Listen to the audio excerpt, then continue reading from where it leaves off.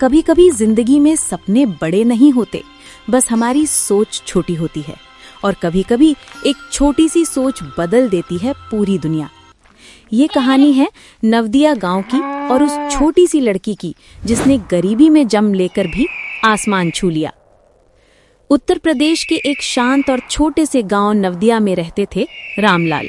उम्र करीब 45-47 साल, कंधे पर हल, चेहरे पर मेहनत की लकीरें और आंखों में अपने बच्चों के सपने। उनके 2 बच्चे थे, बड़ी बेटी कविता जो 9वीं कक्षा में पढ़ती थी और छोटा बेटा सोहन जो सिर्फ 4थी में था। पत्नी सुशीला घर संभालती, कभी कभी खेत में भी हाथ बंटाती। रामलाल का जीवन आसान नहीं था।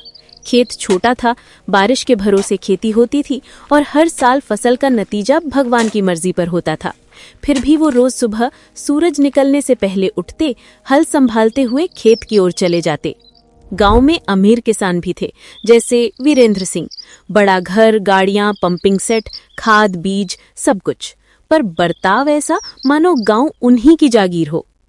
एक दिन गांव के स्कूल में घोषणा हुई, इस साल जिले से 2 बच्चों को प्राइवेट स्कूल में स्कॉलरशिप मिलेगी। जो भी सबसे ज्यादा नंबर लाएगा उसका पढ़ाई का पूरा खर्च सरकार देगी। ये सुनकर कई बच्चों में उत्साह भर गया। वही उत्साह कविता की आंखों में भी उतर आया। वो दौड़ती हुई घर आई और बोली, बाबूजी, अगर मैं पढ़ाई में पहला आ जाऊं तो मुझे बड़े स्कूल में एडमिशन मिल जाएगा और फिर मैं डॉक्टर बन सकती हूँ। रामलाल हंसे, उसकी आंखों में हाथ फेरते हुए बोले, बेटी, कोशिश कर ले। गांव की मिट्टी में पैदा हुए बच्चे भी आसमान छू सकते हैं। दिल के अंदर वो जानते थे, पढ़ाई में अच्छा होना ही काफी नहीं, एक प्राइवेट स्कूल के खर्च, ड्रेस, किताबें सब मुश्किल था। कविता ने पढ़ाई में जान लगा दी। दिन में खेतों की झोंपड़ी में बैठकर पढ़ती, शाम को मिट्टी के चूल्हे की कमजोर रोशनी में कॉपी कलम चलाती। कई बार तो उसकी आंखें नींद से बंद हो जाती, पर सपनों की ताकत उसे फिर उठा देती। उधर वीरेंद्र सिंह के बेटे राहुल को भी वही परीक्षा देनी थी। बस इतना अंतर था कि उसके पास निजी ट्यूटर, महंगे नोट्स और रोज नए नए साधन थे। परीक्षा का दिन आया। कविता ने शांत मन से पेपर लिखा। किसी ने उसे सिखाया नहीं था कि टेंशन मत लेना, लेकिन उसने खुद सीखा था कि मेहनत डर को हरा देती है। 1 हफ्ते बाद रिजल्ट आया। पूरा गांव स्कूल में जमा था।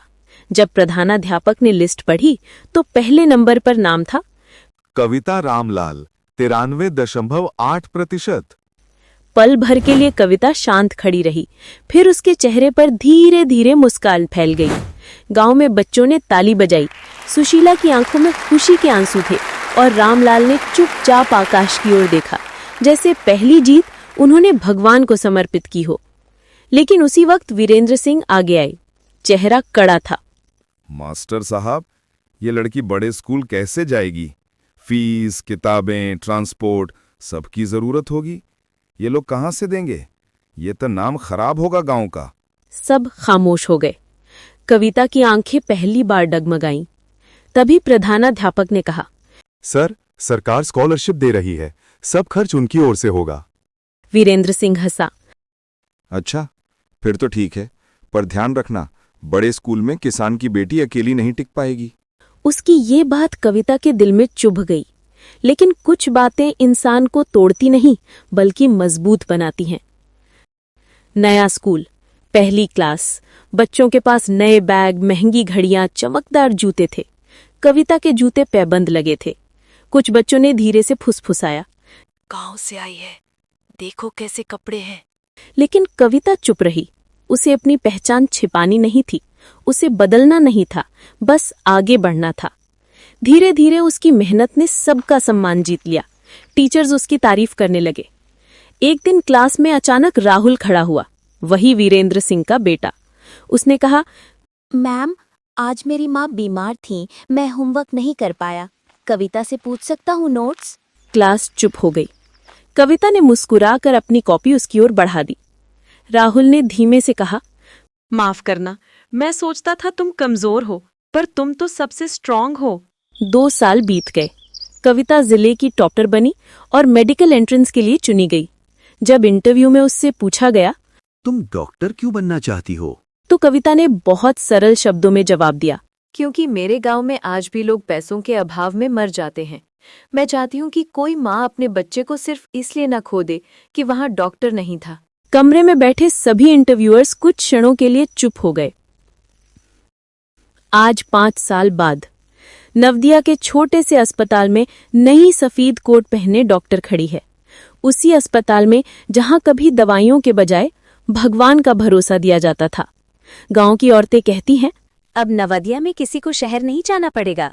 रामलाल गर्व से बेटी को देखते हैं। उनके चेहरे पर कठिनाइयों की झुर्रियां हैं, लेकिन आंखों में चमक है। अपनी खेती से नहीं, अपनी बेटी की पढ़ाई से कमाई हुई इज्जत की। और वीरेंद्र सिंह, वो भी एक दिन अस्पताल आया, झेंपते हुए बोला, डॉक्टर साहिबा, गांव को तुम पर गर्व है। कविता ने मुस्कुराकर कहा, गांव मेरा परिवार है सर, और परिवार पर गर्व नहीं, जिम्मेदारी निभाई जाती है। तो दोस्तों, इस कहानी से हमें सीखने को मिलता है कि गरीबी कभी किसी सपने की दुश्मन नहीं होती। असली दुश्मन होता है हार मान लेना।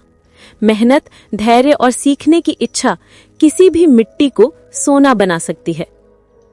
अगर आपको ये कहानी पसंद आई हो तो लाइक करें, शेयर करें और सोचवानी चैनल को सब्सक्राइब करना ना भूलें। मिलते हैं अगली सोचपरी कहानी में।